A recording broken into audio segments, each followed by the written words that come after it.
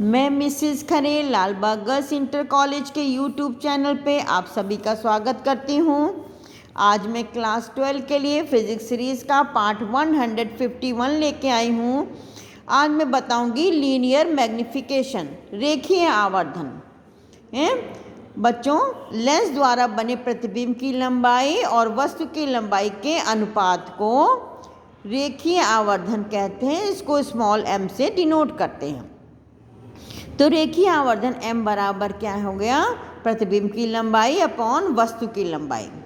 अब देखिए उत्तल लेंस से आवर्धन बताएंगे। ये उत्तल लेंस है बच्चों, इसका ये प्रथम फोकस है, ये द्वितीय फोकस है। 2f पे ये वस्तु o डैश रखी है, ठीक है। अब मुख्य अक्ष के समांतर एक किरण गई है जो कि कहाँ से जाएगी? द्वितीय फोकस से गई। दूसरी प्रकाश किरण जो है प्रकाशिक केंद्र से ले गए सीधी चली जाएगी। ये यहाँ पे मिल रही हैं। ओ डैश वस्तु का प्रतिबिंब कहाँ बन रहा है? आई डैश पे।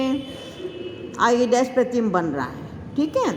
अब देखिए ट्रायंगल त्रिभुज सी ओ डैश और सी आई डैश, ये समरूप त्रिभुज हैं। तो देखिए I dash upon O dash बराबर सी आई अपॉन सी ओ, ठीक है। अब देखिए आई डैश क्या है? प्रतिबिंब की लंबाई है। ये मुख्य अक्ष के नीचे बन रही है तो इसको नेगेटिव लेंगे, ठीक है। y2 क्या लिया है? प्रतिबिंब की लंबाई। y1 क्या है? वस्तु की लंबाई। तो माइनस y2 अपॉन ये आपका o डैश क्या है? वस्तु की लंबाई है। ये मुख्य अक्ष के ऊपर है तो पॉजिटिव ली जाएगी। तो minus y2 upon plus y1 बराबर देखिए सी आई क्या है? पॉजिटिव लेंस से प्रतिबिंब की दूरी है v, ये पॉजिटिव है, प्लस v। और सी ओ क्या है? लेंस से वस्तु की दूरी माइनस u, ठीक है।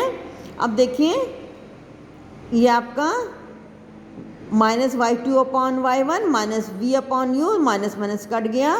तो रेखीय आवर्धन m बराबर y2 अपॉन y1 बराबर v अपॉन u। ये उत्तल लेंस के लिए हो गया। अब आइए अवतल लेंस के लिए। अवतल लेंस के लिए ये अवतल लेंस है, ये इसका द्वितीय फोकस है अवतल लेंस का। ओ डैश क्या है? वस्तु रखी है। ये प्रकाशिक केंद्र है।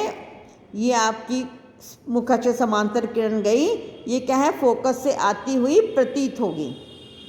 दूसरी प्रकाशिक किरण जो है प्रकाशिक केंद्र से लेकर सीधी चली जाएगी। दोनों किरणें यहाँ मीट कर रही हैं। तो यहाँ ओ डैश का प्रतिबिंब कहाँ बन रहा है? आई डैश पे। अब देखिए त्रिभुज सी ओ डैश और सी आई डैश, ये दोनों क्या है? समरूप हैं। तो I dash upon O dash बराबर सी आई अपॉन सी ओ। अब देखिए यहाँ आई डैश क्या है? ये भी प्रतिबिंब की लंबाई है, ये मुख्य अक्ष के ऊपर है, पॉजिटिव। ओ डैश वस्तु की लंबाई है, ये भी पॉजिटिव। और सारी दूरियां प्रकाशिक केंद्र से नापी जाएंगी। तो ये सी आई बराबर माइनस वी और सी ओ बराबर माइनस यू। तो रेखीय आवर्धन बराबर y2 अपॉन y1 बराबर v अपॉन u, ठीक है। तो दोनों ही लेंस के द्वारा जो है ये आवर्धन का सूत्र आपने निकाल लिया है। प्रतिबिंब की लंबाई बटे वस्तु की लंबाई है, ये बराबर v अपॉन u आ गया है, ठीक है। अब आइए लेंस का रेखीय आवर्धन फोकस दूरी तथा u अथवा y के पदों में। मतलब आपको u और v मालूम है तो आपने v अपॉन u से निकाल लिया है ना। अगर आपको v और f मालूम है तो देखिए उसके लिए क्या करेंगे? ये आपका लेंस का सूत्र पढ़ चुके हैं, 1 upon v minus 1 upon u is equal to 1 upon F.